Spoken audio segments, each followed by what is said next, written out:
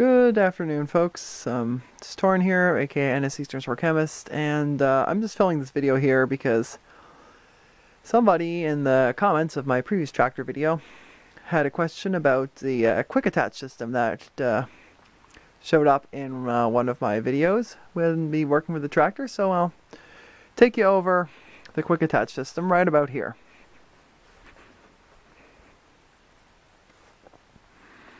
Here's what it looks like over here. This didn't originally come with a quick attach. It just had the pin-on bucket, but I built this kind of quick attach system over here. And what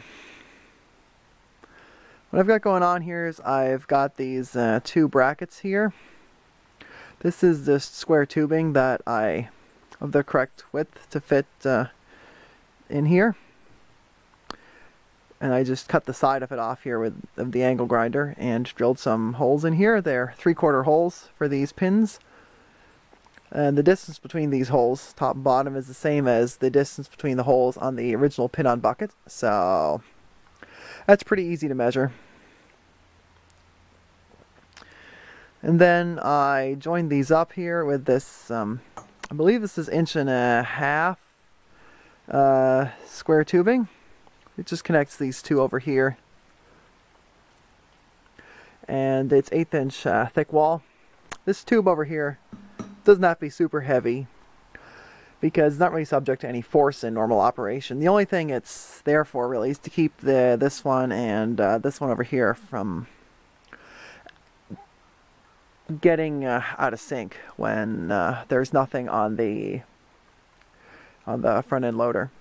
I wouldn't recommend pulling anything on this piece over here because that might bend it. If you want to pull, put something on the front of your machine. So what I've also got here is I had to put these spacers in here so that there'd be enough space because I needed some space between these and the quick attach system over here. This was just 2 inch, I think it's 1.5 inch square tubing by 1/4 inch. They're just about this long here. Not sure if they'll be necessary in all cases, but I put them in because it gave it some space between the end of the tube over here and the back of the quick attach plate. These quick attach plates over here, you can just buy these on Amazon or eBay or probably at the Ritchie Brothers or something like that. Just a heavy equipment dealer will sell them to you.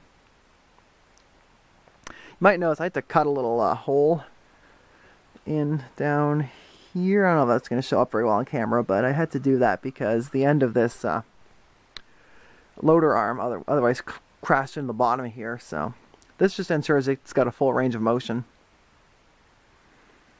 And that's that.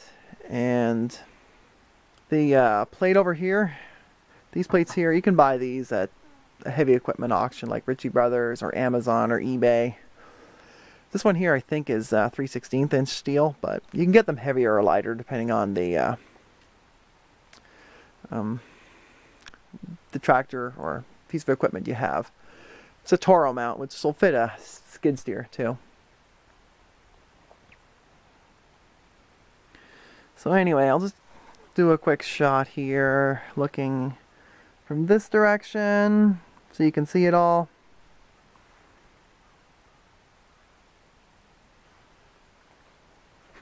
Just pan over like this. And pan over here.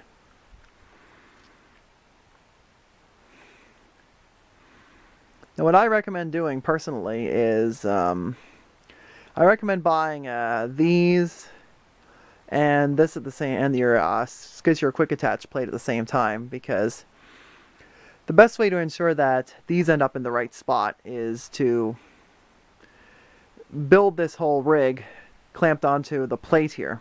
Otherwise, if they're in the wrong spot or they're not straight, this won't work properly. The other thing I did is I added these angled wings here to the side. This was just bar stock.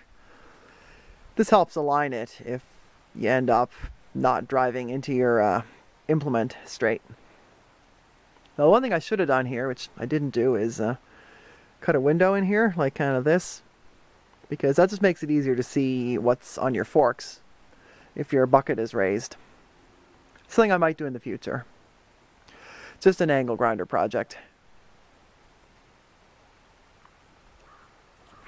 These forks I built are just a bit of, in case you're wondering, they're just square tubing welded onto the skid steer quick attach plate, like that down there. It's just normal stock. You can get this at, let's say, your local metal supply place. Nothing unusual. Mine just slide in and out on the frame here, but you can design these forks differently. You can, if you don't feel like making your own forks, you can actually buy pre-made skid steer forks at any heavy equipment auction. Will probably sell them. You can probably get them at, I think Princess Auto even sells them nowadays, so you can order them online. There's lots of ways to get forks if you don't feel like making your own for whatever reason.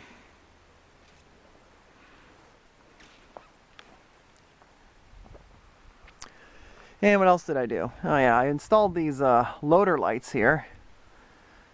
I did that because, well, the headlights right over here have a tendency to shine right into the bucket, which makes working in the dark a bit of a pain. So, if you put lights on your loader, will solve that problem. They're pretty easy to install. I just welded on these pieces of angle iron, cut the little bit off the side here. Did the same over there. Just grounded it to there, ran a wire along the hydraulic lines, going to the lights. It's a pretty simple project to do, honestly. The other thing I did on the back was don't have the PTO shaft connected for the mower because I'm about to take it off, but anyway, I installed Pat's quick hitch on the back. It just comes, it's just a set of these claws here that allow you to pick things up from the bottom. There's another one on this side here. The advantage of Pat's quick hitch is that it'll work with all types of implements as long as you have the right hitch category. It doesn't need bushings either, so if you're someone who gets all sorts of random implements, then this is the way to go, I think. But if you're someone who buys everything from, let's say, Kubota, or you buy it all from Brabber Equipment, or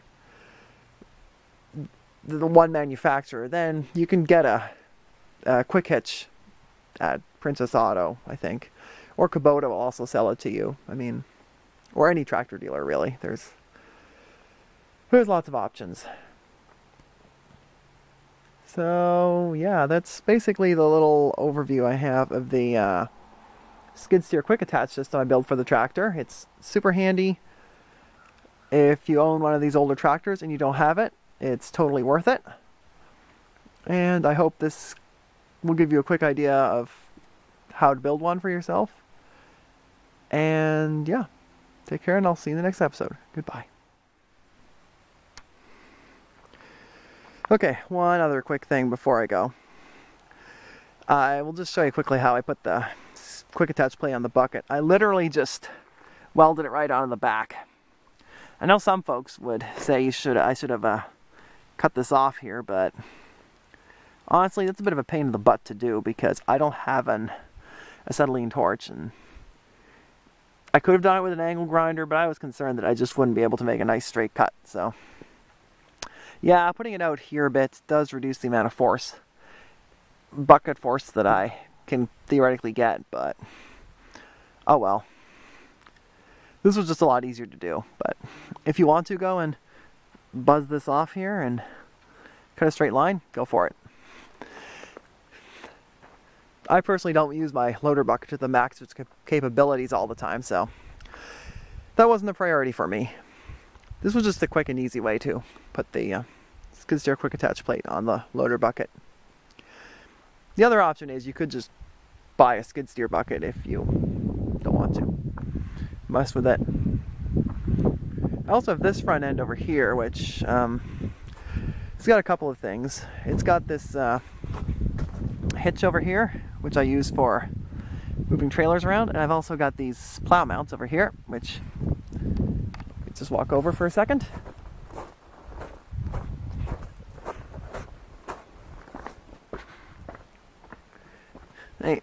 They slide into the cups over there on that plow right there. And this plow over here is what I use for removing snow from my driveway.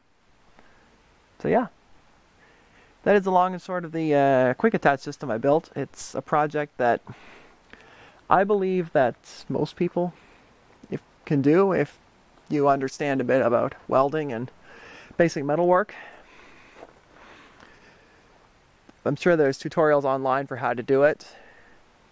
And I didn't watch one, I just kind of went by what my intuition told me. So take care, and I hope this answers your question for how to build a quick attach system for your older tractor, whether it's a Kubota B6200 like mine or some other older tractor that has a pin-on bucket. Enjoy.